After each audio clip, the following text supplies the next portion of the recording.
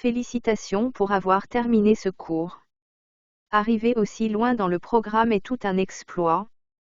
Vous devriez être enthousiasmé par vos progrès. Vous êtes beaucoup plus près de développer le savoir-faire dont vous avez besoin pour être un chef de projet. Dans cette dernière série de vidéos, j'ai expliqué comment clôturer formellement un projet et expliqué pourquoi la clôture d'un projet est importante. J'ai défini ce que cela signifie pour un projet d'être terminé, détaillé les étapes de la phase de clôture et j'ai démontré comment créer une documentation pour la clôture d'un projet.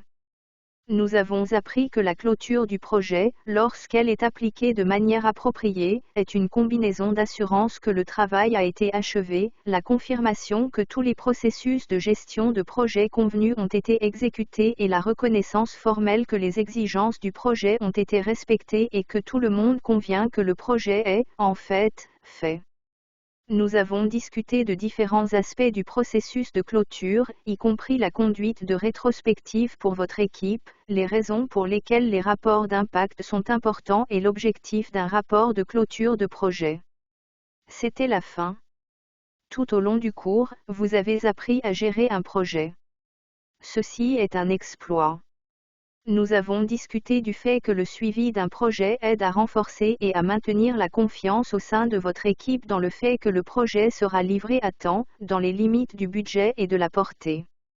Nous avons découvert différents facteurs externes qui ont un impact sur un projet, tels que les dépendances, les risques et les changements. Nous avons discuté de la façon de communiquer ces facteurs aux membres de votre équipe.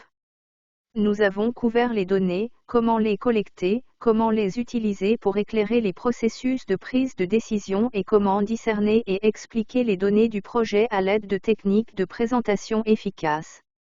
Nous avons discuté de la façon dont les projets, les programmes et les portefeuilles sont liés les uns aux autres et de leurs principales différences.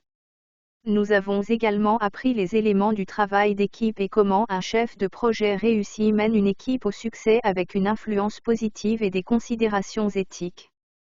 À ce stade, vous devez bien comprendre comment organiser et animer des réunions pour assurer le succès du projet et comment communiquer des mises à jour efficaces de l'état du projet aux parties prenantes. Le prochain cours porte sur la gestion de projets agiles. Merci de m'avoir permis de partager mes connaissances avec vous.